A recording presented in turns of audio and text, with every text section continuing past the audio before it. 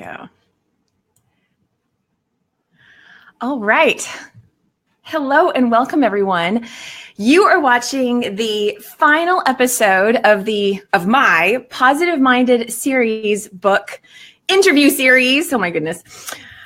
Of all my co-authors in our book, Positive Minded People, Inspiring Stories of Overcoming Adversity for Living a More Positive Life. And if this is the first time that you're hearing about the book or about this interview series I've been doing, which I find that hard to believe because I know it's kind of been shared all over the place. But if it is, then welcome. And you can see a little snippet of the book in the upper corner. And I'm not even going to try to point because I forget which corner it's in, but you'll see it in one of the corners on my screen here. And you can find out more about the book by going to positivemindedpeople.com or just going to amazon.com and typing in the search Positive Minded People book, Positive Minded People, and you'll see it come up. It's a top 10 Amazon bestseller and it's still going strong. We're getting lots of positive feedback about it. So I encourage you to check it out because it's a fantastic book and brings me to why I'm here again today to introduce to you another amazing author. So today I have with us Giana Cicchelli. Hi. I'm glad to be here. And Giana's chapter, like all the chapters, I just found so inspiring and interesting and really very empowering. Very empowering. And what's so fantastic about this book is that we all have different unique stories that take the reader to different places and show how we can all connect to people who have different experiences from us, because there's learning and nuggets and wisdom that comes out that we can connect to from our own experiences in life. So Giana's story is another one of those that I absolutely love. And before I just give you a little bit about her, I'm just going to check on my notes, make sure I've touched on everything.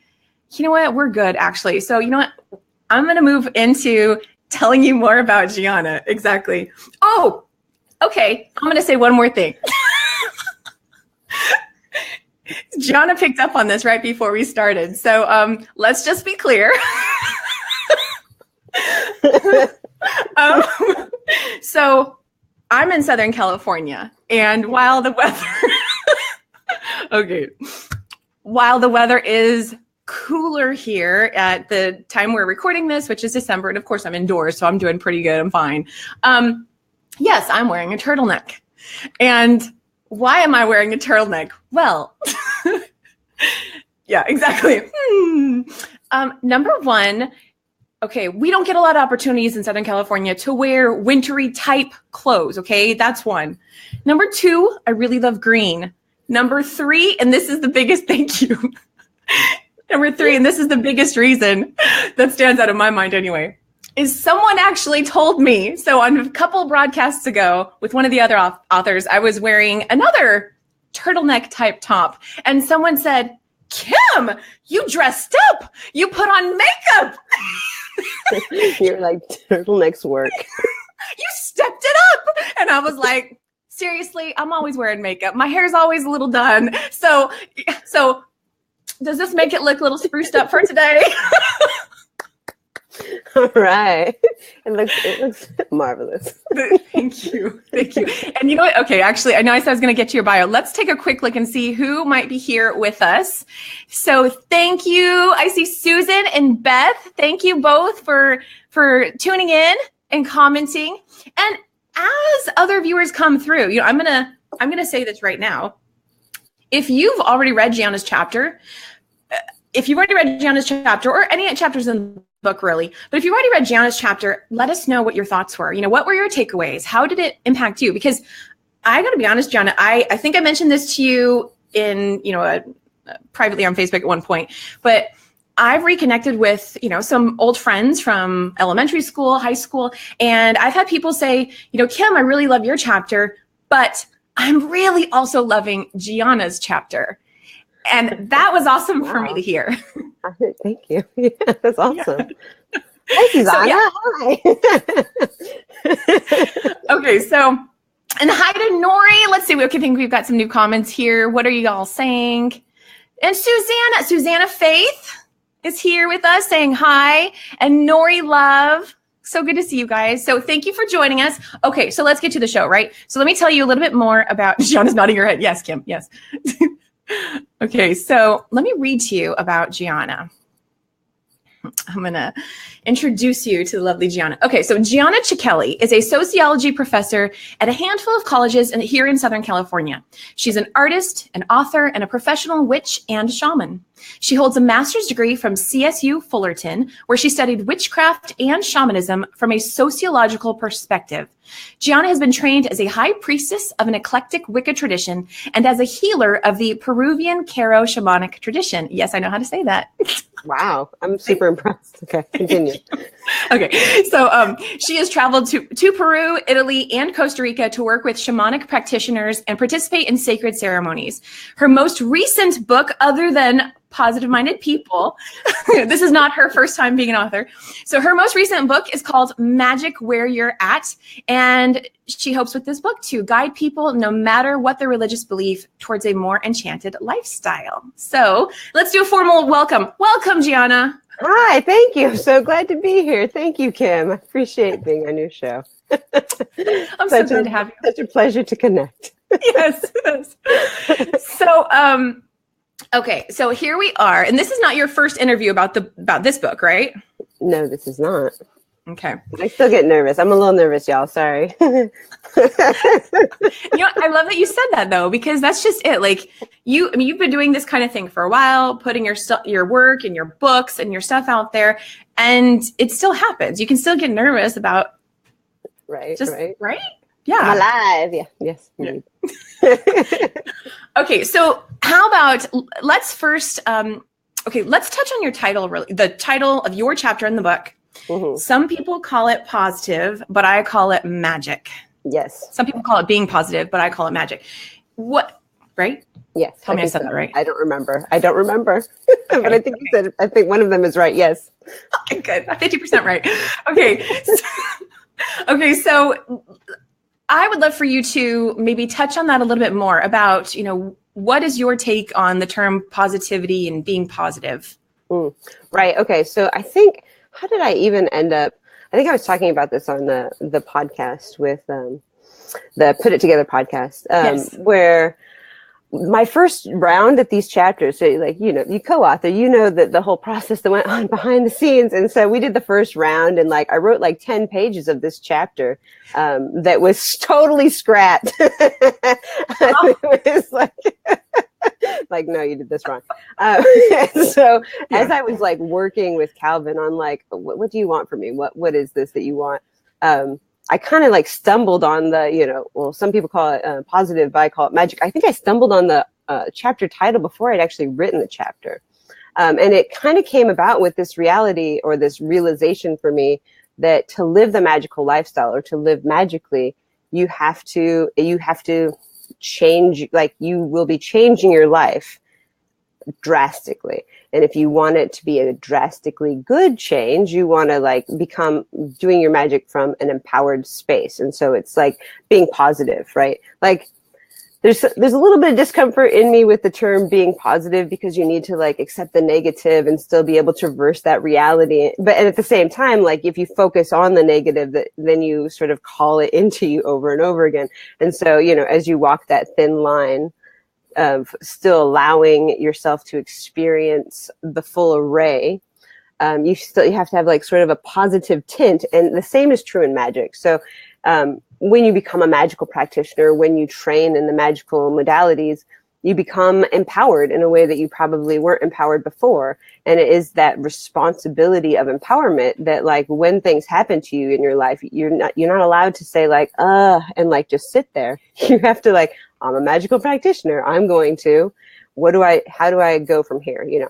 And so you end up sort of utilizing this sort of positive mindset.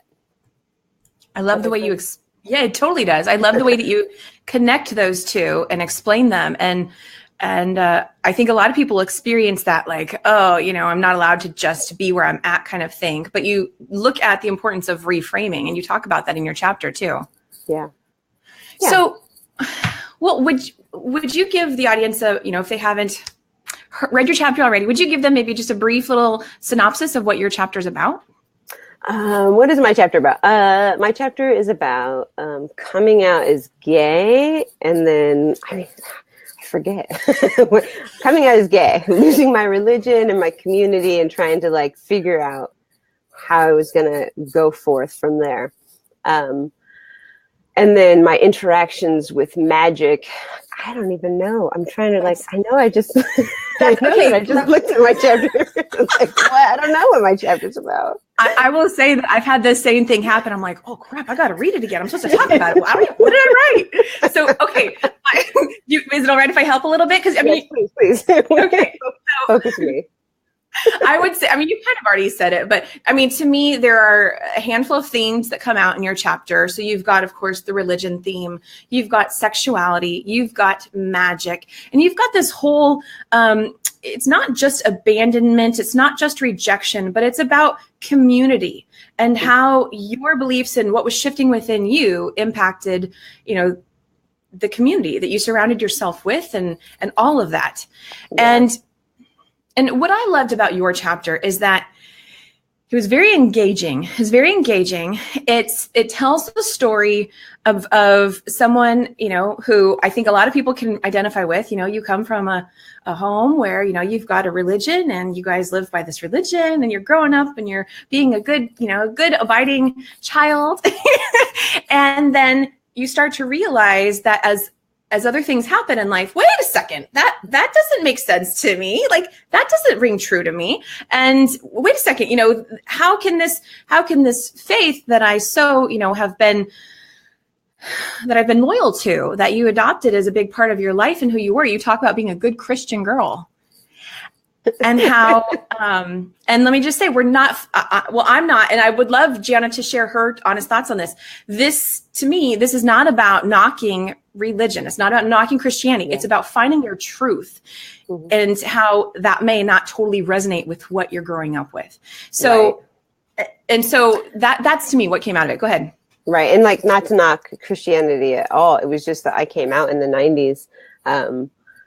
You couldn't be gay and in the church. Like, so I didn't have a choice. I mean, I say I didn't have a choice, but I did. My choices were like, you can like stay in the church and admit that you're living in sin and try to change yourself, or you can accept yourself, but you're not going to be accepted in the church anymore.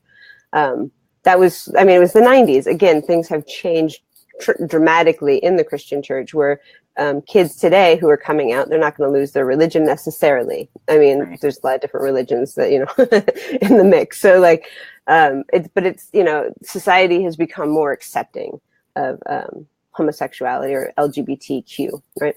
Yeah. But at the same time, it was like I was figuring out I was gay, like at the exact same time that I was being told that women aren't allowed to lead in the church. And I don't know if that's still a thing, but that was a major thing for me. And not to bash religion, but the dogma of the religion made it inhospitable for my being. Right? Does that make sense? Totally, yeah. And that's it's, in fact, I have a quote here from that. Is that, well, actually, this isn't the exact quote, but when you first learned that, yeah, you had this reaction like, what? And you had this very powerful reaction where you walked out of a meeting that you had, of this group that you had like committed yourself to for so long. Yeah. Right? Yeah. Yeah. I was part of and I know I have high school friends on my Facebook. High school friends. So I was part of Club Truth in high school, the Christian club on campus, and I would go to those meetings. And we had voted, and I'll tell the story, right? So the president of the Christian club, the Club Truth, he had been president for, like 3 years. He was like the ongoing, like he knew what he was doing. I think he was probably like apprenticing or in training to be a pastor or something. Like he would make little cassette tapes of all of his sermons for the lunch meetings. Like, wow, he was really organized. That's great. Yeah, right. Was this a public school? Yeah. Yeah. Wow. Okay. Impressive. I mean, it was a club, so like it wasn't mandatory, but you could, you know, if you identified, you could go. And so I identified and I went, and it was time to vote for a new president. So we all voted for this girl. And then I actually missed the next week, I think for basketball reasons, but I don't really remember exactly. And then the week after that, it turned out that he had gone up in front of the group and said, we have to take a revote. You all voted for this girl, and a girl cannot lead in the church. A woman cannot lead in the church. And I was like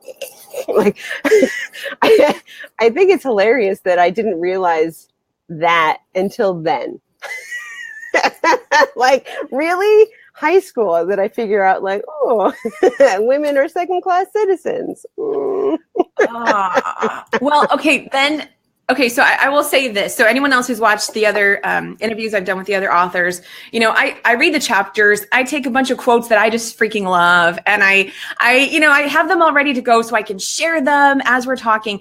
And so the same thing happened with Giana's. But here's the thing: I, for myself, have noticeably fewer quotes that I extracted from her chapter because Giana, some of yours. Okay, now everyone's are really good. Okay. But no, some of yours are so good. It's like, oh, I can't give that away. Like,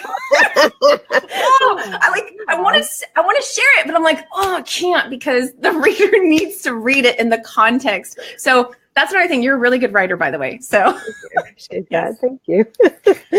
I mean that. With that said, I do want to share one of your quotes. Okay. So, and I just had it a second ago and then I scrolled past it. So, okay, here it was. So when people started finding out at your high school that, so now we're kind of moving further along and moving into the sexuality part of it. Is it all right if we touch on this? Yeah, of course. Yeah. Okay. So when it started coming out that, Giana, she was identifying with lesbian. I apologize. That didn't even sound right to me right there. I'm so sorry. Okay. So when Giana realized she was a lesbian. Okay. So, and other people at school started hearing about that.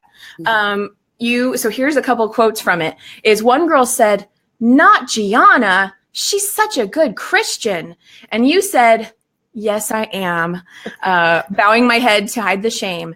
And then that same girl said, "I'll keep you in my prayers, Giana." Yeah. That really stung me, just even reading that. Right? I know. Yeah. It's a real stinger. I mean, I get it. If I had $1 for every person who's praying for me, and I believe in the power of prayer, so I'm like, keep them coming. You got a lot of people rooting for you. Right?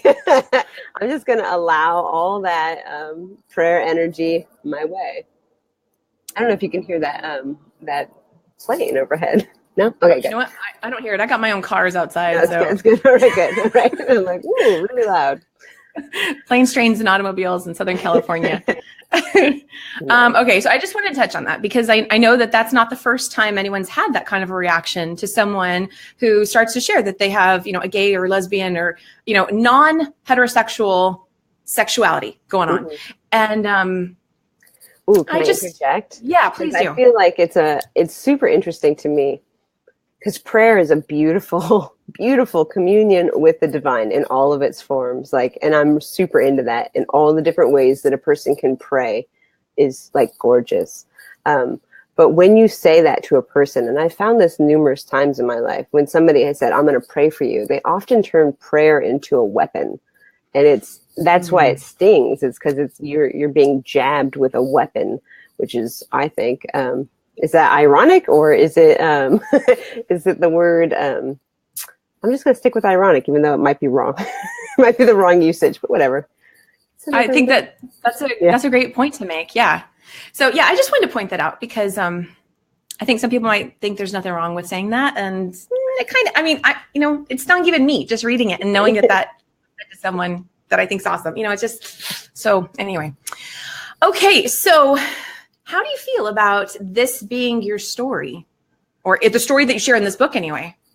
I know, right? I feel like the first time I reread my chapter, I was making sure that there wasn't anything inflammatory towards people that I love. Yeah, same here. Right. I was like, so when I read through, I was like, no, I'm good.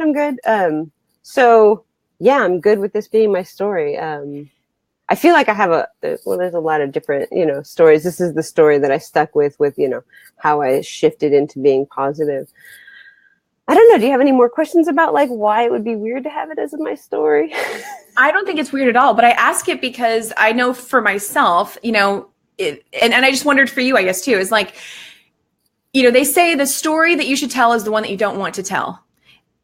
Like the story that's going to be the most impactful, that's going to actually, be of high value for people to read is maybe the story that you don't want to tell. I don't know. I just thought I'd ask you if maybe. I think there was a part near as we got further in the chapter, the story about the high priestess that I had interacted with. That was more difficult for me to write about. I have not publicly talked about that very much because it was a really profound experience, but it's sort of like where I picked up magic as a positive tool for like shifting my reality. And at the same time, it's like, it's kind of a terrifying story, and I just barely touched on it in the chapter. I could tell. I was like, wait a second, wait, what? Yeah, I could tell there's a lot more in that. So then can we touch on that just a little bit? Yeah, might as well. Let's do it. Okay. So you talk about this experience with this high priestess and how you could start to see that. And I'm just going off of memory because I just read it a little while ago.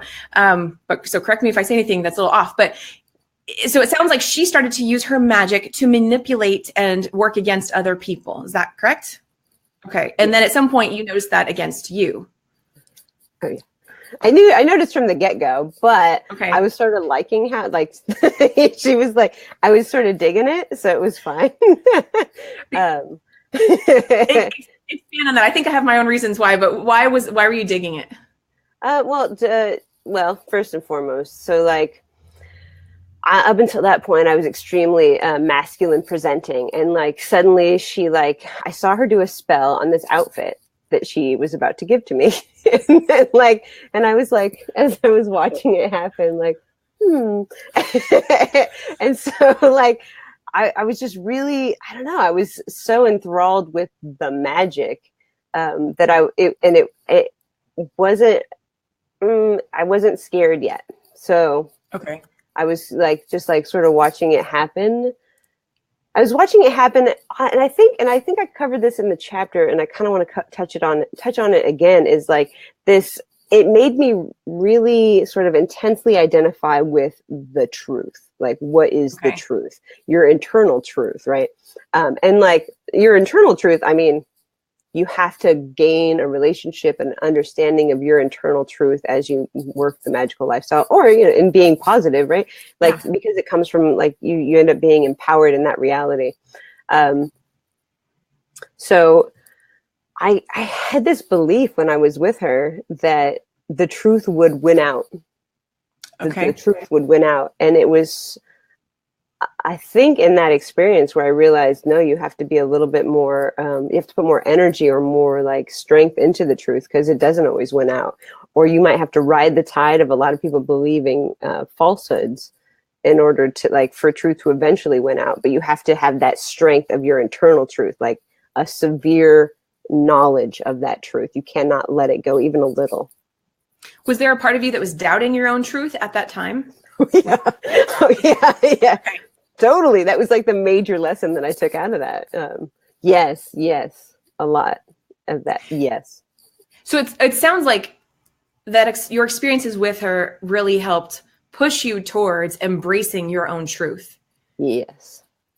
Mm-hmm. Yeah.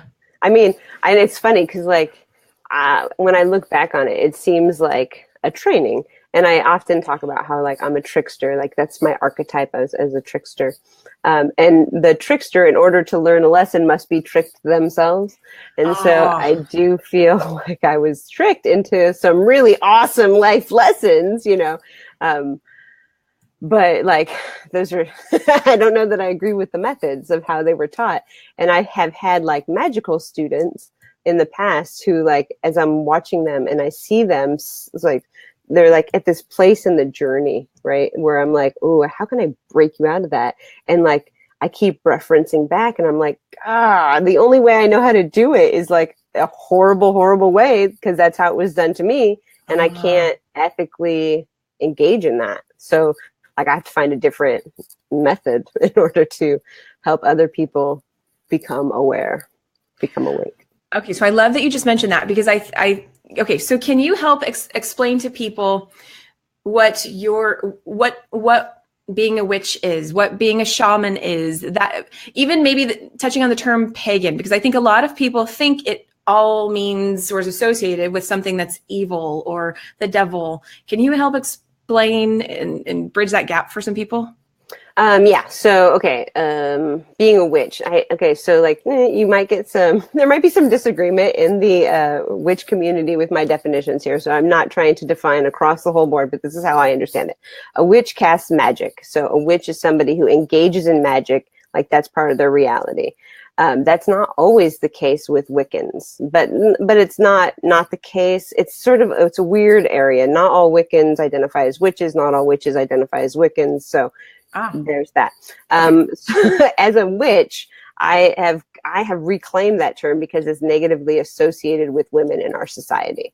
So to me, the witch is an archetype of an empowered woman who can shift her reality at will. And of course, that's terrifying. So, you know. I think it's awesome. I think it sounds strong and powerful. And I say, yeah, go do it. Right.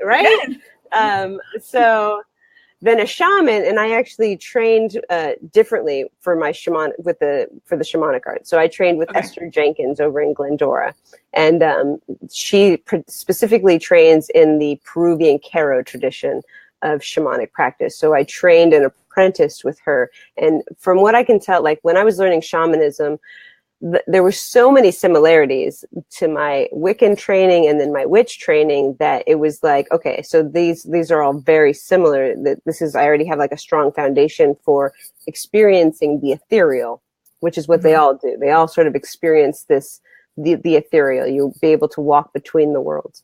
So shamanic practice is basically where you alter your consciousness at will in order to heal people. And magical witch practices, in my experience, are you alter your consciousness at will to be able to shift your reality. I mean, they kind of like, to me, they're all the same, but they have different meanings contextually depending on the time, like the era and the culture that you're talking about. So they're different, but they're similar. And then a pagan, I believe, just means a non-converted person.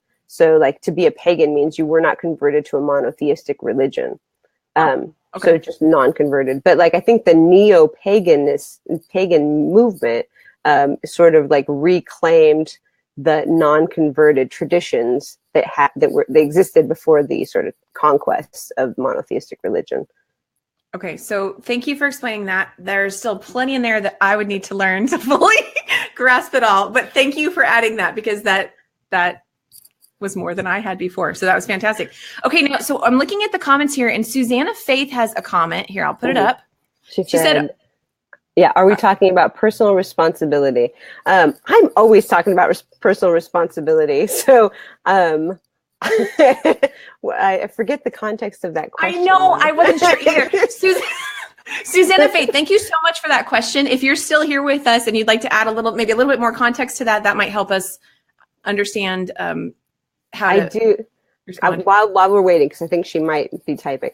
I'm going to say, I think personal responsibility is like a major tenet in the magical practice in interacting with I lost it. Never mind. I lost it. Maybe something along the lines of connecting with your own personal power, and how I was talking about earlier, this isn't necessarily about religion, with your own truth, taking responsibility for that. Yeah, I'm not sure either, but it felt like something was there as I was talking. Okay, we tried on that one. So Susanna, if you add something more to that, we will try to touch on that again. And okay, so let's see here. One of the things I also love in your chapter is, and we sort of touched on this just a little bit earlier at the beginning, is reframing.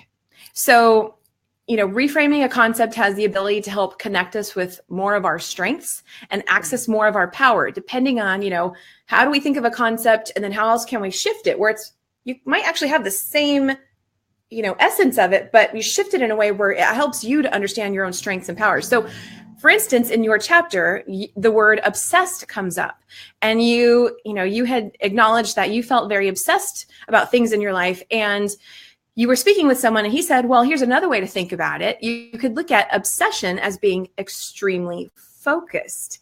And that helps you connect to your own power and feel more empowered. Do you have anything more to share about that? Yeah, because I feel like that same tenet is like a really powerful tool when you're working magic, when you're working. It's when you're talking about. We got that. She's there. Okay. Here you go. It was when you were talking about you allowing the HP to have power over you. Hi, priestess. Thank you.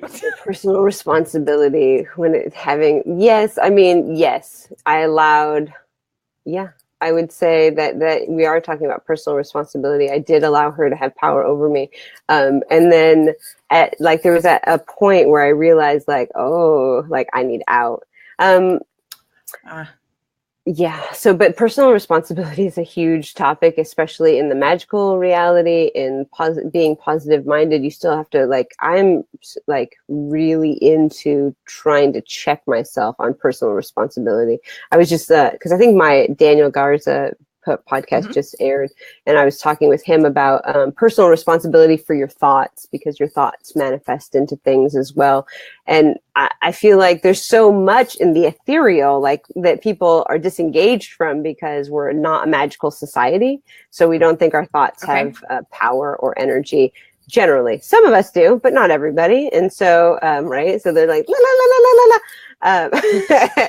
And we don't take responsibility for the energy that we're putting out when we go out into the world, all the different ways that we put out energy. And I'm always trying to engage with personal responsibility about that, to check myself, to be responsible for my energetic. And then also when I engage with somebody who is taking power over me, I have to take personal responsibility for allowing that to happen in the first place, which I do. I think, yeah.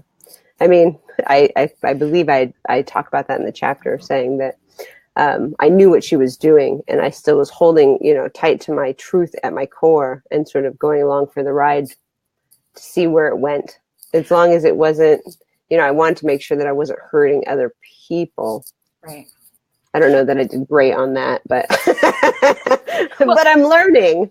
But I love the point that you're making right there, as you said how I allowed that to happen, someone else to have power over you, because it's in our taking responsibility for our experiences that we actually access more of our power. Because if we constantly say, oh no, someone did this to me, that happened, and constantly only see it from the other person's, as if something happened to us, then we tend to feel weaker. We tend to not realize that we actually can do something about that. And that is, as you were talking about, claiming responsibility for allowing that to happen. And so that pushed you into stepping into your own power even more. Right. Which can't, So right. And then I think, are we going to circle back to that? Are we going to, what were we talking about? Where are we? We are right here. Say whatever comes to mind right now. I was, when I was in my chapter talking about Carlos Castaneda and his books about Don Juan Matus. I don't know if you're familiar. So in his journey with Don Juan Matus, he was tricked into attacking a sorceress. And in the book that I'd read about it, Don Juan had always said, nobody chooses this path. if you choose this path, you're crazy. And I'm like, well, all right. So people have to be tricked into the path. And so he tricked Carlos into trying to attack this woman, but this woman is a sorceress. So as he sort of jumped at her, she was 20 yards away or somewhere far away. Because she was magic, but she remembered him and what he had done. And so now he had to learn magic in order to survive, because, sorceresses never forget. And I had a similar experience where I had made a very powerful, in my opinion, witch very angry by leaving. And so for the next year, I had to really step into my power. I had to hold on to my truth and not go crazy. I had to know my truth. And at the same time, I had to be fully empowered in that truth and capable of sort of traversing the magical landscape, because otherwise I was a goner. Wow. just another example of this, the struggles and challenges we experience, how they actually help us, they're a catalyst to us moving to that next place of, inner strength and a stronger foundation for ourselves. Yeah. So awesome. Yes. Okay. Well, so I'm curious, and if you don't have any extra thoughts on this, then that's fine. But I would just love to ask you, so, what are your thoughts on Christianity and, fixed religion today and sexuality and anything else? Yeah. Right.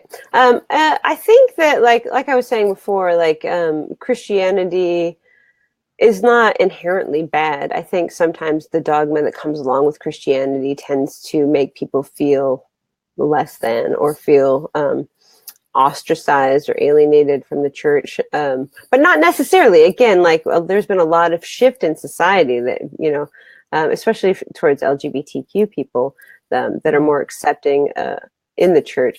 And Christianity as a religion, I don't think is all bad. Being raised Christian, I talk about how I had to unlearn because I left Christianity. I felt like I had to leave Christianity. I had to unlearn a lot of the tenets of Christianity. But I mean, how do you unlearn your primary socialization? I mean, I don't know that you can fully unlearn that. Maybe shamanically. But so side note in my head. That was nice. But Christianity, as a cosmos, as a mythology, is not inherently bad, and I'll still interact with the deities that are associated with Christianity. It's not my preferred religion because it does require such severe commitment, being that there's only one God and you don't get to have any other gods. And I'm but I like all the gods, and I tend to want to try to include in my cosmovision a multicultural reality. And for me, the only way to be fully oh, hey, Jamie, to be fully multicultural is to really accept or try to understand and try to bridge these different mythos, these different modalities, and seeing the basic underlying truth. So there's always a mystic tradition in all religious practices. And I find that the mystic traditions in all of the dominant religions have a lot of magical reality. Yes. So It's not inherently bad, but I'm also going to talk to these other deities. I'm not, and that's that's one of the major rules. You can't have false idols. And I'm well, I don't think they're false. So there you go. Well, and you're also a sociology professor. Yeah. And you've studied about religions and things like that too. So how does that, what do you notice, that comes up in the conversations in your classes about religion and students today? And right. So sometimes I'll teach sociology of religion, and students will take that class thinking that we're going to learn about a lot of different religions, which we don't really actually learn a lot about. Okay. We learn about the institution of religion in society. And so to me, it's super interesting because religion is first and foremost a tool of social control. There's the rules of society, and those are usually echoed, if not put in place, by the rules of the dominant religion in that society. So it's utilized to control the people. And that's, it's functional. It's I feel like it's, necessary in society. It's not a bad thing necessarily, but in order to it's super interesting to me, a religion, how do you get, when a religion is huge, you have so many followers, how do you get that many people to agree on anything? Right. Yeah. Well, I'll tell you what helps keep social solidarity within a religious group, or any group really, but is to have a common enemy. So if you have an enemy outside of your group, then it increases the social solidarity within your group, and you have less fragmentation or secting off into different denominations. So these things are fascinating to me. That is very fascinating. I'm really glad you mentioned that. Yeah. Yeah. So, I feel like in all of my sociology classes, when the students come in, my primary job is to teach them how to study society. And the only way to teach a person how to study society is to help them learn how to step out of society, which is difficult because our socialization and, learning the rules of how to be in society are so successful that we don't realize there's any other truth. So I have to sort of blow their minds in order to get them to step out of their notions of what is real and what is acceptable. So yeah, they tend to be like, who is this lady? Mind blown? Is that it? What? But I try and be nice about it, right? Because I feel like my goal is not to try and offend people. I mean, I have to offend you a little bit to make you uncomfortable so that you like are pushed out of your. It's so interesting because that's the same as magic. Like in order to like engage, you have to get pushed out of your comfort of like, this is normative reality. And you have to like, in order to like engage with the ethereal, if you're not naturally doing that all the time, you got to get pushed out. So it's very similar technique. Have you had any, so you, again, in your chapter, you talk about just this level of discomfort of going from, I'm a good Christian girl, I can't be gay. Mm-hmm. And that challenge of accepting that part of yourself. Have you encountered any students who are going through that same process and have you been able to help any of them or anything? Usually students tell me that it's helpful that I just am who I am. So like that I'm up in front of the class and I'm like, I'm gay and I'm a witch and I'm this and I'm that. And like, it's a sociology class. So I'm not telling this to change you, but I need to tell you this because as I'm studying society, these are my biases. These will shade my perspective. And like, you take that data into account and you decide, we're good. Yeah, the dog is like, my sister just came home. You could go downstairs. Okay.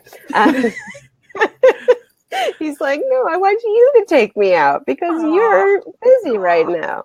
I think he's giving kudos for what you're talking about because as you're talking about this, I'm just like, how I think that's so empowering to be in a class and know that you have, if say that person has no one else in their life who actually can give them a thumbs up and say, look, you're doing okay. It's okay to be who you are. And then to have a teacher like you saying, look, I'm going to stand up here in front of all of you. I don't know any of you. You might be judging me as I tell you stuff about me and what we're going to talk about in this class. And you're saying, hey, look, I'm just going to be it. And I'm telling you right now, that is incredibly empowering and inspiring for any student. And anyway, so I think your dog was saying, yeah, good job, Giana. Thank you. I think he might be trapped in here. So I'm actually going to text my sister because I think the cat is sitting at the door and not letting him leave the room, which is why he's freaking out. And then there's that, the cat. Up here, come get him. Okay, while you do that, I'm going to take a look. So, hey, Amy, so good to see you here too. And if we have anyone else here who's listening and would love to throw in a question for Giana, feel free to type that into the comments. We are actually 3/4 into our show today, so not a whole lot of time left. But yeah, if you have any questions, please throw them down and we'll go ahead and answer those. And I guess before I ask you anything else, did you have any other comments you wanted to say about that, about students? And I mean, I think if, I'm in society, like I'm watching society and how accepting we are of LGBTQ youth. And so I'm super happy. And then I hear from my students, like, there's not everybody's accepted. People are still afraid to come out. They're still afraid of their parental judgment. There's still a lot of rules. There's still a lot of shame. So, like, even though things are better, and I'm like, why wouldn't you come out now? It's so easy. It's not always easy. Yeah. So I guess for me, it's like a reality check, or like, I would like to tell the people viewing this, like, be nice to your LGBTQ plus people, because, there's still it's still very difficult for a lot of us. I will just add to that. And I shared this in a private video I did on my Facebook page, my coaching page. But yes, I encourage that, because I had an uncle who, I'm not even quite sure how old he was when he passed away. He was maybe late 40s, maybe early 50s. I'm not sure if he made it to 50 or not. But it was about 2 weeks before he passed away when he started calling a few of our relatives and announcing that he's gay. And and his whole life he had lived, I mean, I'm not going to make this a big thing, but his whole life he had essentially lived sort of a bum lifestyle. And, either living with someone else, living on the streets, living in a car, people giving him gifts and borrowing and not having the best of things. And anyway, it was actually really heartbreaking for me to find that out, to go, you're kidding me. He lived his whole life that way. And at the very end, before he died, that's when he started to tell people this huge thing about himself, that I'm sure, was, a truth. I believe, yes, it's a truth for someone. You can't deny that part of you if that's what you feel. And that's just heartbreaking to know that he didn't feel he could tell anybody until that time in his life. And did that contribute to the way he lived the bulk of his life? You know what? Support and love. And it's so totally okay to be gay, lesbian, bisexual, transgender, queer. Was there another one? I'm not sure. I'm sure there's plenty. Just say the plus. Plus. Okay. That part was new to me. So yeah, whatever it is, it's so totally, it's anyway. So I second what you were saying. Right. And I think it's hard for a lot of people to just, going back to like our positive-minded people, like so many of us, right, in the chapters, from what I gather, had to like come to terms with like who we are, our internal truth, and go forward. And I think that's a theme. Like, it's not always going to be easy to discover who you are in all the different ways that manifests. It doesn't have to be LGBTQ for people to not be able to accept themselves, right? Well, and that's where I was kind of coming from when I asked you the question earlier, how do you feel about this being your story? Because I know for me, there was a part of like, oh gosh, am I really going to put this out there? Because you're exposing yourself, and, other people can have their own perceptions and judgments about things. And so you've got to come to your own level of acceptance and understanding about your own journey, who you are today, maybe who you were then, and just all of the nuances about it, and be able to embrace it. And, right. So Giana, okay. So you have I meant to check on this before we started this interview, but you have a book signing coming up? I do. December 16th at 4 p.m. at Santa Ana at the Dragon and the Rose. I will be there in a dress. Well, I'm planning on wearing a dress. Come to see me in a dress. Awesome. Okay. That's great. Not about the books. Come see her in a dress. Okay. Get you over here. I'm going to be wearing a dress. Okay. And so you're going to have the Positive Minded People book there. And then which of your other books are you also bringing? I believe I'm going to bring Magick Where You're At. The first book I wrote, Fairy Tale for Humanity, is sort of like, it's a fairy tale, and people seem to think it's a children's book, but it's not.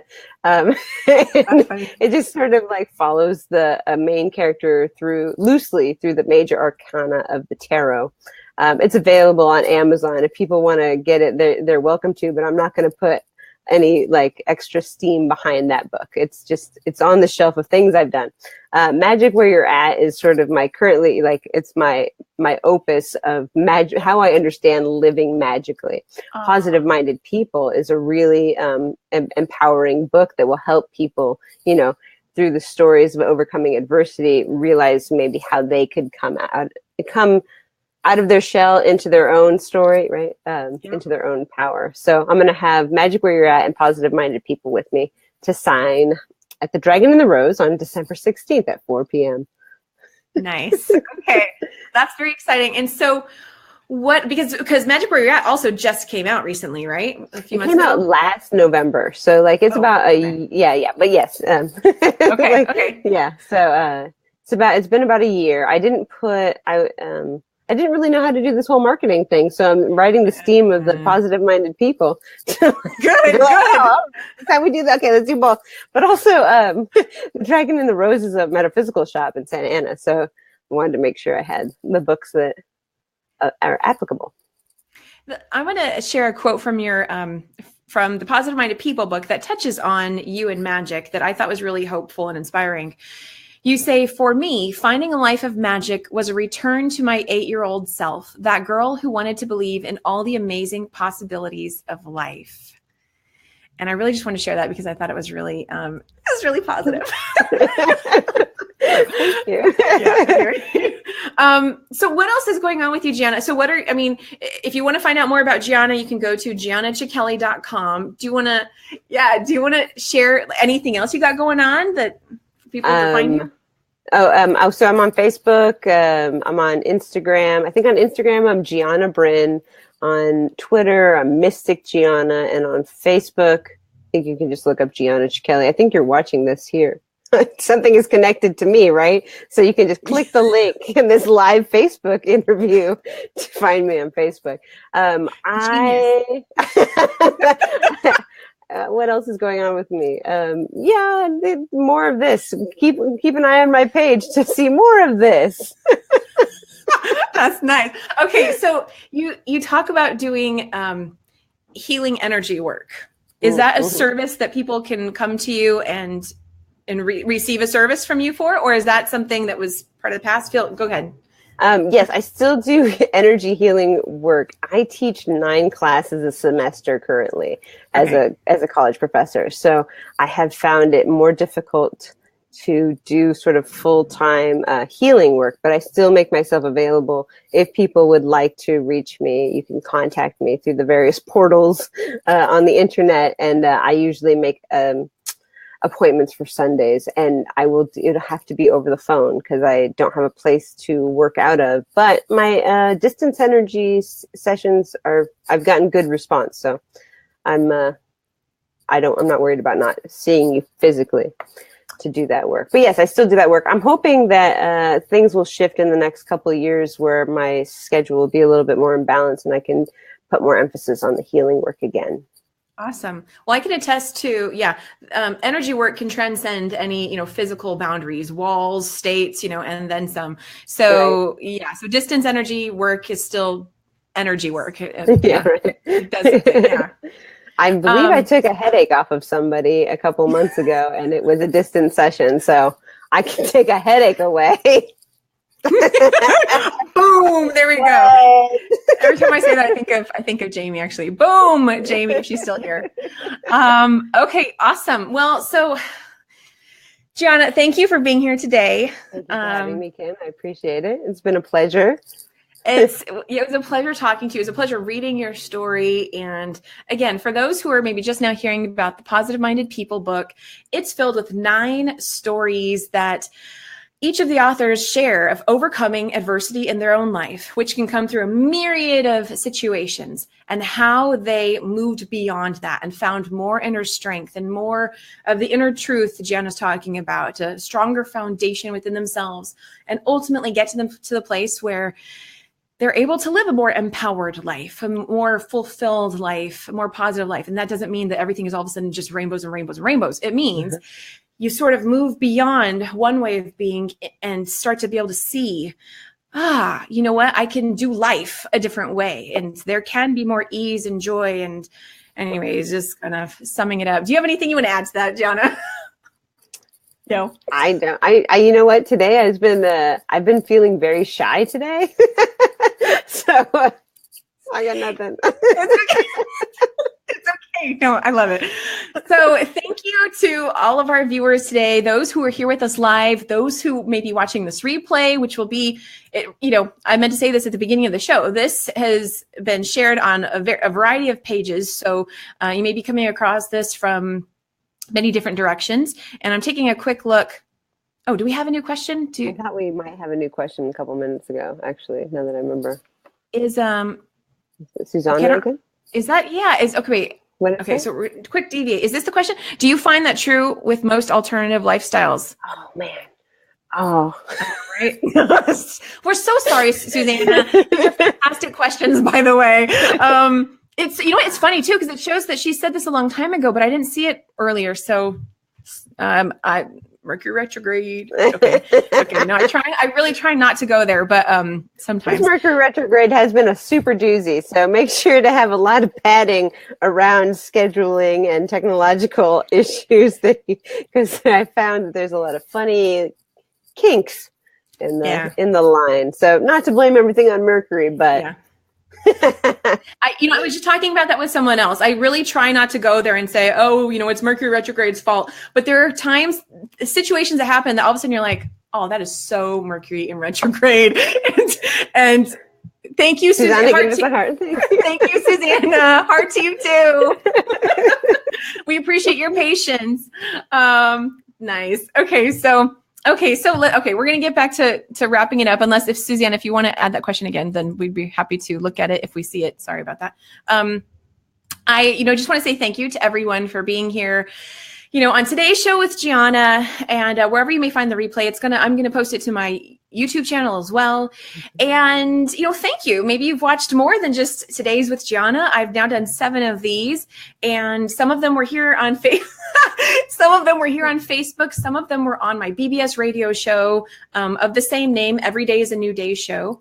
And if you're enjoying this, because what I love to do is I love to talk to authors, or not just authors. I love to talk to people who have stories of overcoming adversity in their life and how they moved through that. What was that experience like? What did they learn from it?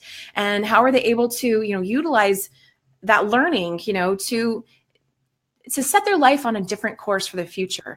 And what tips do they have to share for the listeners? So it's fantastic, because every one of the authors in the Positive Minded People book were actually just like perfect fits for what I like to share. So if you are enjoying this and you want to hear from more people who have stories like that, then you can continue with the Every Day is a New Day show on bbsradio.com.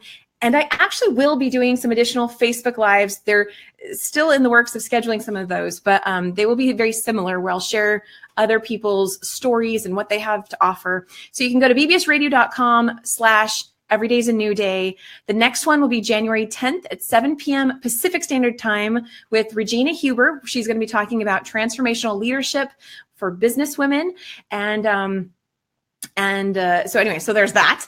And again, if you want to find out more about Giana, you can go to GianaCicchelli.com, and that is GianaCicchelli.com. I usually actually like to throw that back to the guest, but I had it right here, so I just did it. Thank you. You're welcome. And of course, for me as well, you can go to KimO'NeillCoaching.com, ONEILL, and I'm on Facebook as well. And I just want to sum up one of the threads. And Giana, after I share this, feel free to, if you have something to add to this, feel free. One of the threads, although I just remembered that. Yeah. Okay.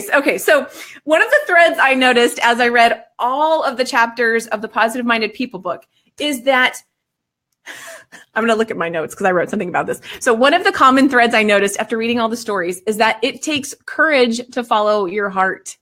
And this is not a new thing, right? We know this, but that's what every story in the Positive Minded People book shows, in each unique author's way, that they experienced that, and taking that leap, making that jump to say, oh my gosh, you know what, this doesn't resonate for the other people in my life, for my community, for what, the rules I was brought up with.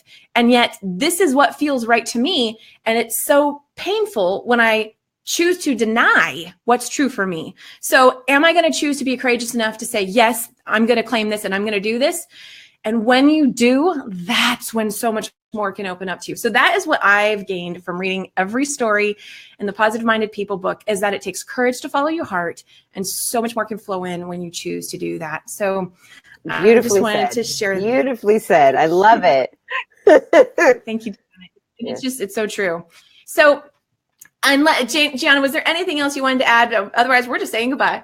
I got nothing. I loved being on your show. Thank you, Kim. Okay, thanks. Okay, remember that every day is always filled with new possibilities, and the choice is always yours. There's always hope, and I hope you have a wonderful rest of your day. So thank you for being here, and bye for now. Bye.